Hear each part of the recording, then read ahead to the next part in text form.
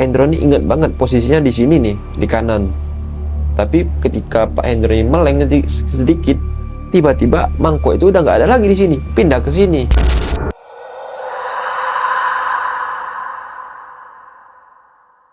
Assalamualaikum warahmatullahi wabarakatuh. Sebelum kita masuk ke ceritanya, silakan kalian siapin kopi, pasang headset, tarik selimut, matikan lampu kamar, dan selamat menonton.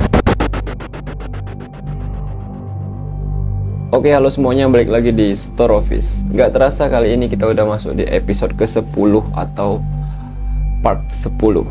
Malam ini aku mau ceritain kisah pengalaman horor dari seorang pedagang bakso keliling, yang mana kisah ini dikirim oleh anak dari penjual bakso itu sendiri. Jadi bapaknya punya pengalaman horor selama berdagang bakso keliling, cerita ke anaknya. Nah, anaknya ini yang kirim ceritanya ke aku. Menurut info dari anaknya ini, bapaknya ini udah 20 tahun lamanya jualan bakso keliling. Jadi udah dorong gerobak ke sana kemari, pindah sana pindah sini jualan. Pokoknya udah 20 tahun lamanya bapaknya ini hidup dari panasnya kuah bakso. Nah, sepengetahuan kalian aja deh, kalau kita dengar pedagang bakso keliling, apalagi kalau malam hari ya, kita lihat pedagang bakso keliling malam hari, itu atmosfernya itu dalam pikiran kita, atmosfer horornya itu kerasa kali ya. Ya enggak, apalagi waktu-waktu kita kecil ya, lihat pedagang bakso malam-malam jualan, itu atmosfer horornya itu, vibes horornya itu kerasa banget ya. Ya enggak? Nah, apalagi mereka yang merasakan jualannya langsung bertahun-tahun lamanya, pastilah ada kan merasakan pengalaman horor selama jualan itu. Pasti ada, cuman kita aja nggak tahu karena jarang orang yang cerita kan. Nah, kali ini kita akan mendengarkan ceritanya yang langsung dikirimi oleh anak dari penjual bakso keliling itu sendiri. Sebut saja namanya Risma. Kalau Risma nonton, halo Risma. Oke deh, tanpa berlama-lama lagi, inilah kisahnya.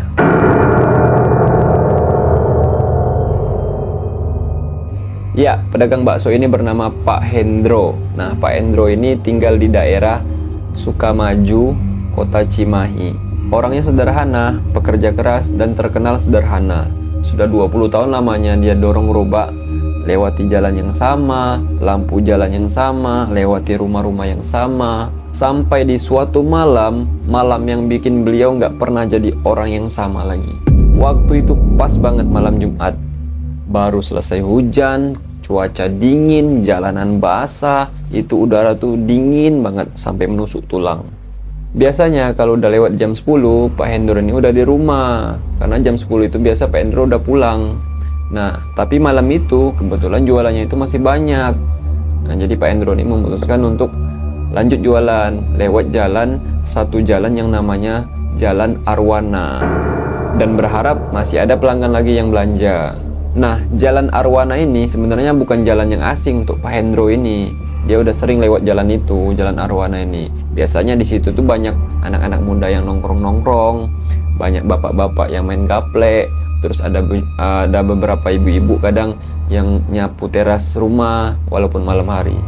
Tapi nggak tahu kenapa malam itu terasa sepi, sunyi, nggak ada suara manusia satupun. Yang terdengar tuh hanya suara gerobaknya aja yang bergesek dengan jalan aspal yang basah. Nah, Pak Hendro ini udah mulai merasa aneh. Biasanya daerah situ adalah beberapa rumah yang terang, tapi kali ini sebagian besar rumah itu gelap semua. Jendela tutup rapat, pintu dikunci semua, seolah kayak semua warga di situ lagi menghindari sesuatu atau mungkin tahu sesuatu, entahlah. Tapi Pak Hendro ini dia nggak mau mikir macam-macam. Dia pun tetap lanjut dorong gerobaknya pelan-pelan sambil sesekali ketok mangkok baksonya sambil bilang, "So bakso, bakso." So bakso. Itu suaranya menggema, tapi nggak ada balasan. Maksudnya nggak ada satupun pelanggannya yang nyaut. Minimal negur lah kayak biasa. Ini nggak ada satupun. Sunyi semua rumah warga di situ. Nah, angin malam udah mulai bertiup kencang nih, menggoyangkan ranting-ranting pohon besar di ujung jalan sana. Pohon tua yang tinggi dan gelap. Nah, Pak Hendro ini kan dia udah sering lewat jalan sini, lewat daerah sini. Jalan Arwana ini udah sering. Yang mana pastikan udah apal daerah sini seperti apa. Nah, Kita aja lah, kita kalau udah lewat jalan yang sama tiap hari, pasti udah hafal kan. Ada satu aja yang beda, kita udah pasti langsung perasaan kan. Nah, gitu juga dengan Pak Hendro nih. Dia merasa malam itu kayak pohon-pohon di situ tuh kayak beda. Terasa kayak lebih besar dari biasanya dan lebih gelap dari biasanya. Seperti menyimpan sesuatu. Namun dia ini tetap berjalanlah dorong gerobaknya, mencoba untuk berpikir positif, seolah pura-pura kayak nggak ada sesuatu yang aneh lah. Sampai akhirnya nggak lama itu, "Pak, bakso." Ada suara perempuan yang manggil. Itu suaranya lirih sekali, kayak angin yang berhembus. "Pak, bakso." Tapi jelas suaranya. Sontak Pak Hendro ini langsung noleh belakang. Dan di bawah pohon besar itu ada sosok perempuan sedang berdiri. Rambutnya panjang basah, bajunya lusuh, kulitnya pucat, wajahnya tuh nggak kelihatan. Dia nunduk sampai rambutnya itu nutupin matanya. Dia nggak bergerak mendekat sama sekali, hanya berdiri, mengangkat tangannya pelan, seolah memberi isyarat ke Pak Hendro Kang Bakso ini untuk mendekat. Nah, Pak Hendro ini mikir, mungkin warga sini dalam hatinya. Karena lihat rambut perempuan itu kan basah, mungkin baru selesai mandi, kata Pak Hendro nih pikirnya. Nah, didorongnya lah gerobaknya ini pelan. Semakin mendekat, semakin jelas kalau perempuan itu bukan hanya pucat, tapi dingin, sangat dingin sekali. Nah, kenapa Pak Hendro ini bisa tahu kalau perempuan itu bukan hanya pucat tapi dingin? Padahal dia nggak menyentuh perempuan itu. Karena kelihatan dari warna kulit perempuan itu. Logika aja, kita kalau lihat orang pucat, pasti dalam pikiran kita, pasti suhu tubuhnya ini kalau nggak dingin, ya hangat. Nggak mungkin kita mikir, logika kita mikir, kalau orang pucat, suhu tubuhnya itu sama kayak suhu tubuh kita normal. Nggak mungkin kan? Nah, Pak Hendro nih melihat suhu tubuh perempuan itu kayak nggak memancarkan panas sama sekali, tapi dingin. Dan ketika Pak Hendro nih sampai di depannya, perempuan itu pun mengangkat wajahnya. Matanya itu cekung gelap, seperti nggak ada kehidupan di dalamnya. Terus perempuan itu tersenyum tipis. "Pak, boleh satu porsi?" Begitu cuy. Dengan tangan gemetar nih, Pak Hendro nih dibuatinnya lah bakso itu. Saat menuangi kuah panas bakso itu, hawa dingin menyelimuti tubuh Pak Hendro nih. Itu terasa kali dari leher belakang Pak Hendro nih, depan wajahnya sampai ke permukaan kulit tangan Pak Hendro nih, itu terasa kali hawa dinginnya. Bukan dingin biasa, tapi dinginnya itu seperti masuk sampai ke pori-pori. Dan saat bakso itu selesai dibuat, Pak Hendro ini menyodorin lah bakso itu ke perempuan itu. Tapi anehnya perempuan itu nggak mau ambil. Dia hanya bilang, "Pak, boleh anterin ke rumah saya, nggak jauh." Katanya seperti itu. Biasanya Pak Hendro ini dia nolak. Tapi entah kenapa malam itu seperti mulutnya ini nggak bisa ngomong, nggak bisa bicara. Kayak tubuhnya ini dipaksa untuk nurut. Aku ngebayanginnya kayak seolah orang yang kena hipnotis, nurut aja gitu kan. Nah, itulah yang dialami Pak Hendro pada malam itu. Pak Hendro ini pun mengikutilah perempuan itu masuk ke gang kecil yang gelap banget. Rumah-rumah warga itu kayak nggak ada kehidupan sama sekali, gelap sekali. Pintu terkunci, jendela tutup semua, lampu mati semua. Suasananya itu seperti daerah yang udah lama ditinggalkan bertahun-tahun. Pak Hendro ini merasa jalan itu kayak panjang dari biasanya, kayak nggak sampai-sampai, lama banget sampainya. Yang mana awalnya perempuan itu bilang deket tadi kan. Pokoknya Pak Hendro ini ngikuti aja perempuan itu, seolah tubuh Pak Hendro ini dipaksa untuk nurut. Dan gak lama itu perempuan itu berhenti di depan sebuah rumah tua yang sebagian udah roboh. Rumahnya itu jelek, kumuh, jendelanya retak-retak, atapnya itu bolong-bolong. Itu sehalaman rumahnya itu penuh dengan rumput-rumput ilalang semua. Pokoknya jelek lah, rumah kumuh sekali. Logikanya kalau orang normal mikir, mustahil ada orang yang tinggal di situ. Tapi anehnya perempuan itu malah hanya nunjuk ke rumah itu aja dan berhenti di depan rumah itu. "Pak, taruh saja di depan pintu situ, nanti saya bayar," katanya seperti itu. Pak Hendro ini pun nurut aja. Ditaruhnya lah mangkok bakso itu di depan pintu rumah itu. Dan setelah dia naruh mangkok bakso itu di depan pintu rumah itu, saat dia mau berangkat untuk noleh ke belakang, perempuan itu nggak ada lagi, hilang. Dan yang lebih mengerikannya lagi, pas dia noleh ke belakang lagi, rumah itu pun nggak ada juga. Hanya tersisa tanah kosong, nggak ada bangunan sama sekali di situ. Seolah rumah itu nggak pernah ada. Pak Hendro ini cuma bisa terpaku dia. Keringet dingin, jantung berdegup kencang. Dia nih sampai bingung nggak tahu harus ngapain. Apakah harus lari atau tetap diam saking paniknya gitu. Tiba-tiba terdengar dari belakang ada suara langkah kaki. Ternyata ada pria tua muncul dari belakang dengan membawa senternya. Wajahnya kaget melihat Pak Hendro ini sendirian. Katanya, "Pak, ngapain sendirian di sini malam-malam gelap-gelap?" kata pria tua itu. Dengan suara gemetar nih Pak Hendro ini jawab, "Saya baru antar bakso ke penghuni rumah ini." Pria tua ini pun mandang tanah kosong itu dengan lama sambil ngomong, "Pak, itu tanah kosong, nggak ada rumah di situ," kata pria tua itu. Pak Hendro ini pun ngotot, "Iya Pak, tadi saya baru aja nganter bakso di rumah tua ini. Tadi di sini ada rumah Pak, beneran. Tadi saya lihat sendiri dengan mata kepala saya. Di sini ada rumah kumuh Pak, rumah tua yang kumuh, jelas terlihat Pak," kata Pak Hendro ini. Pria tua itu pun terlihat kaget dengar Pak Hendro ini ngomong seperti itu. "Serius Pak?" katanya. "Iya serius Pak, saya nggak bohong," kata Pak Hendro ini sambil bersumpah-sumpah dia. Nah dari sini aku udah bisa lihat mereka berdua ini udah kelihatan panik. Pak Hendro panik karena lihat rumah tadi ada tiba-tiba hilang. Pria tua ini panik karena dengar cerita dari Pak Hendro ini. Tapi ternyata dugaan kita salah cuy. Kepanikan pria tua ini ternyata bukan hanya karena dengar cerita dari Pak Hendro ini, tapi karena ada sesuatu yang dia tahu. Jadi setelah Pak Hendro ini bilang kalau dia ada melihat rumah di tanah kosong itu, pria tua ini pun bilang, karena posisi mereka berdua ini kan masih di lokasi itu pada saat itu.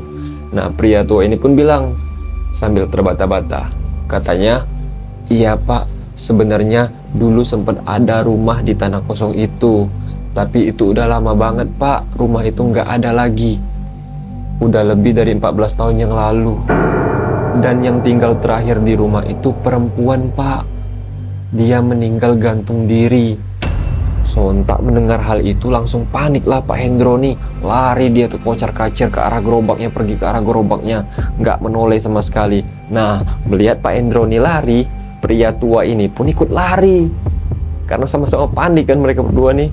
Pak Hendro panik dengar cerita dia lari panik karena lihat Pak Hendro lari. Jadi sama-sama panik. Pak Hendro lari ke arah gerobaknya, dia lari patah balik ke arah tempat dia muncul. Entah ke rumahnya balik lagi nggak tahu juga. Yang jelas mereka berdua nih lari, sama-sama panik. Tapi kejadian malam itu ternyata belum selesai cuy. Saat Pak Hendro nih sampai di jalan besar, jalan raya, mangkok yang tadinya Pak Hendro ini taruh di depan pintu rumah kosong itu, tiba-tiba udah kembali di gerobaknya Pak Hendro ini. Utuh, masih panas, nggak disentuh sedikit pun. Wah kacau. Mungkin kalau aku yang ngalami hal itu, mungkin aku udah pulang ke rumah, tarik selimut, tidur langsung. Serius. Besoknya kalau bisa ganti jualan cilok, aku ganti jualan cilok biar aman. Serius. Nah besok paginya saat Pak Hendro ini mau buka gerobaknya itu, ternyata mangkok itu masih ada dalam gerobaknya. Padahal Pak Hendro ini ingat banget malam itu dia nggak bawa mangkok ini pulang. Tapi apa mungkin karena dia lupa, karena panik, malam itu entahlah. Namun setelah kejadian itu, hal-hal aneh pun mulai terjadi. Mulai dari setiap lewat jalan arwana itu selalu tercium aroma wangi yang menyengat. Bukan aroma wangi bunga, tapi aroma wangi kayak parfum murahan yang udah kadaluarsa. Terus setiap jam 11 malam, selalu terdengar ada suara perempuan yang manggil dari jauh dari arah belakang. Padahal jalan itu sepi. Sampai kadang-kadang mangkok-mangkok bakso di gerobak Pak Hendro itu kadang-kadang berpindah sendiri. Dari bawah pindah ke atas, dari atas pindah ke bawah, kadang dari samping kiri pindah ke kanan. Pindah-pindah gitulah pokoknya. Tapi pindahnya itu nggak di depan mata Pak Hendro nih langsung. Jadi contohnya kayak Pak Hendro nih ingat banget posisinya di sini nih, di kanan. Tapi ketika Pak Hendro ini meleng sedikit, tiba-tiba mangkok itu udah nggak ada lagi di sini, pindah ke sini. Nah gitulah kira-kira. Dia nggak bergeser langsung depan mata Pak Hendro, enggak. Tapi Pak Hendro tuh ingat posisinya di sini contoh. Ketika Pak Hendro ini meleng sedikit, udah pindah posisinya ke sini mangkok itu. Itu sering terjadi. Nah, singkat cerita, kejadian terburuk datang 2 minggu setelah kejadian pertama. Waktu itu, Pak Hendro ini terpaksa lewat jalan arwana itu lagi, karena jalan yang lain ditutup. Nah, saat Pak Hendro ini lewat di pohon besar yang tempat pertama kali perempuan itu muncul, di situ Pak Hendro ini melihat ada mangkok putih tergeletak di tanah, yang sama persis dengan mangkok yang ditaruhnya di depan pintu rumah kosong itu. Nah, di atas mangkok itu ada uang 5.000 lusuh, uang lama, seolah ada orang yang sengaja meninggalkan pembayaran di situ.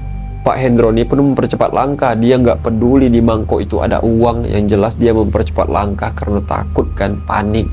Nah, saat Pak Hendro ini mencoba untuk menjauh dari mangkok itu, mangkok isi uang itu, tiba-tiba, "Terima kasih Pak." Suara itu terdengar lagi dari arah pohon besar itu. Pelan, dingin, tapi jelas suaranya.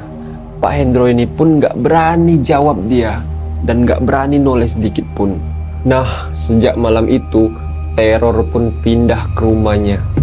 Sering terdengar ada suara mangkok diletakkan di atas meja tengah malam, padahal semua orang udah tidur. Dan sering ada suara sendok yang beradu dari arah dapur, seolah ada orang yang lagi makan bakso.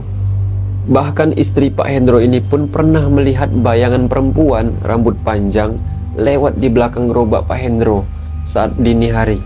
Dan puncaknya, saat suatu malam jam 2 pagi, saat Pak Hendro ini ingin keluar kamar untuk minum karena haus. Percaya nggak percaya kalian, tapi inilah yang dialami Pak Hendro ini. Saat dia ingin keluar malam dari kamarnya, saat hendak ingin minum karena haus, saat dia buka pintu kamarnya itu, tiba-tiba di lantai depan pintu kamarnya itu ada mangkok misterius itu udah tergeletak di depan pintu kamarnya, utuh dengan kuah yang masih hangat. Dan di lantai ada jejak air yang menetes dari arah pintu depan, seolah ada seseorang yang baru saja masuk. Nah, karena nggak kuat lagi, keluarga Pak Hendro ini pun, yang mana Pak Hendro, istri dan anaknya ini pun, mereka semua ini pergi ke seorang dukun tua untuk meminta bantuan. Dukun ini pun meminta mereka untuk menunjukkan gerobak yang biasa dipakai Pak Hendro saat jualan, karena dia ingin melihat energi negatif yang ada di gerobak itu. Dan setelah dukun ini melihat gerobak Pak Hendro ini cukup lama, dipeganginya lah rak-rak gerobak itu satu persatu, mangkok-mangkok di gerobak itu satu persatu, sampai bagian bawah gerobak itu pun dilihatinya. Dan sesekali dia terdiam, seolah sedang mendengarkan sesuatu. Dan setelah hampir setengah jam, dukun ini pun melihat ke arah keluarga Pak Hendro ini dan berkata, "Pak, yang datang ke rumah Bapak itu bukan sekedar arwah penasaran, tapi perempuan itu dia meninggal nggak wajar. Pak Hendro pun satu keluarga kaget. Karena selama ini mereka hanya tahu perempuan itu meninggal karena gantung diri. Tapi ternyata lebih dari itu. Dukun ini pun lanjut bicara. Katanya dia ini mati bukan cuma karena putus asa, tapi ada yang bikin dia terpojok. Ada seseorang yang jadi penyebab dia mengakhiri hidupnya. Sontak suasana jadi tegang lah. Dan ada satu kalimat dari dukun itu yang bikin bulu kuduk mereka semua ini merinding. Kata dukun itu, orang yang bikin dia mati adalah orang yang Bapak temui di lokasi saat malam pertama kejadian itu. Sontak semua kaget lah. Wajah Pak Hendro ini langsung pucat. Pria tua itu tanya Pak Hendro ini. Dukun itu pun mengangguk. Langsunglah kaku badan Pak Hendro nih. Kaget kayak nggak percaya gitu. Nah, dukun ini pun ceritalah. Katanya perempuan ini tuh dulu pernah tinggal di rumah yang udah nggak ada lagi itu. Dia ini dulunya hidup sebatang kara, tinggal sendirian, susah. Dan dia sering dilecehkan secara verbal sama tetangganya. Pak Hendro pun langsung mikir, siapa yang dimaksud? Ternyata orang yang sering ganggu perempuan itu adalah pria tua yang Pak Hendro pernah temui pada malam itu. Ternyata selama bertahun-tahun pria tua itu sering ngata-ngatain perempuan itu selama masa hidupnya. Ngatain perempuan itu nggak waras lah, gila lah, dan nyebar gosip yang nggak bener lah tentang perempuan itu ke warga-warga sekitar. Sampai pernah ngatain perempuan itu anak haram dan nyuruh warga-warga sekitar jangan deketin perempuan itu. Akhirnya perempuan itu merasa depresi, merasa terpojok, dan akhirnya timbul rasa ingin mengakhiri hidupnya. Dan akhirnya perempuan itu memutuskan bunuh diri di dalam rumahnya. Bahkan setelah perempuan ini meninggal pun, pria tua ini pura-pura nggak tahu. Jadi setiap kali ada warga atau orang yang tanya tentang perempuan ini, pria tua ini selalu bilang kalau perempuan ini meninggal gantung diri karena depresi, mungkin masalah ekonomi. Padahal dia tahu lebih dari itu. Bahkan dia adalah dalang dari semuanya. Jadi intinya ternyata kejadian malam itu bukan sesuatu hal yang kebetulan. Ternyata perempuan itu bukan maksud ingin mengganggu atau menakut-nakuti Pak Hendro ini, tapi dia hanya ingin memberitahu dan menunjuk seseorang ketika Pak Hendro ini pertama kali datang. Jadi dia muncul karena tahu pria tua ini sedang berada di lokasi yang sama dengan Pak Hendro ini. Makanya ketika perempuan ini menggiring Pak Hendro ke rumah kosong itu bukan tanpa alasan, karena perempuan itu ingin menunjukkan Pak Hendro ini kalau ada orang yang jadi penyebab dia mengakhiri hidupnya. Karena itulah saat Pak Hendro ini bilang melihat ada rumah tua di tanah kosong itu, pria tua ini langsung pucat dia. Bukan karena takut hantu, tapi takut rahasianya terbongkar. Jadi kesimpulannya kata dukun ini, kalau perempuan itu niat ingin mengganggu Pak Hendro ini, udah lama dia ganggu. Tapi enggak, dia hanya ingin Pak Hendro ini tahu siapa orang yang jadi penyebab dalam kematiannya. Mendengar semua itu, keluarga Pak Hendro ini langsung kaget. Saling pandang mereka kan. Ternyata semua yang dialami Pak Hendro selama ini itu adalah bagian dari cara perempuan itu untuk memberitahu Pak Hendro ini kalau orang yang jadi penyebab kematiannya itu masih hidup sampai sekarang dan pura-pura suci. Nah, beberapa minggu setelah keluarga Pak Hendro ini tahu semuanya tentang perempuan itu, keluarga Pak Hendro ini dapat kabar kalau pria tua itu ditemukan warga dalam keadaan pingsan di depan rumahnya dengan kondisi syok seperti habis melihat sesuatu yang menakutkan. Orang-orang bilang dia ini terus-terusan ngomong hal yang ngaco. Contoh seperti ini, jangan ikuti aku nggak sengaja. Kayak orang ketakutan gitu, kayak orang merasa bersalah gitu. Nah, setelah kejadian itu, keluarga Pak Hendro ini udah jarang dapat kabar tentang pria tua itu. Terakhir dapat kabar dari warga kalau pria tua itu jatuh sakit dan dibawa pulang ke kampung sama keluarganya. Setelah itu nggak ada kabar lagi tentang pria tua itu. Dan sejak Pak Hendro ini tahu semuanya, semua keanehan-keanehan yang Pak Hendro ini alami selama ini, itu nggak ada lagi mangkok misterius, nggak ada lagi suara di balik pohon besar itu, nggak ada lagi kelihatan bayangan. Pokoknya semuanya berhenti seketika, seolah tugas perempuan itu udah selesai dan kebenaran udah ditemukan. Nah, jadi itulah kisah pengalaman horor dari Pak Hendro ini sebagai penjual bakso keliling. Menurut kalian gimana? Apa yang terjadi sebenarnya? Komen di bawah. Like, follow, dan subscribe kalau kamu suka video ini. Dan kalau kamu ingin berbagi kisah horormu, kirimkan aja kisah horormu ke email yang ada di deskripsi box video ini. Aku Hafiz, pamit undur diri. Dan ingat, tetap hati-hati, karena mungkin ada sesuatu yang ikut mendengarkan bersamamu dari tadi.